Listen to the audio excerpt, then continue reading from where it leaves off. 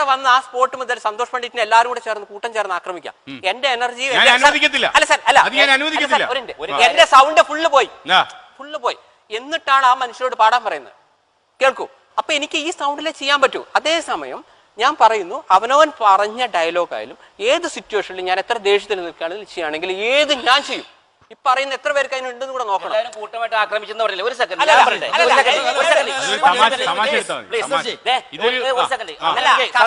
ഒരാൾ അടിച്ചോദിക്കണ്ട.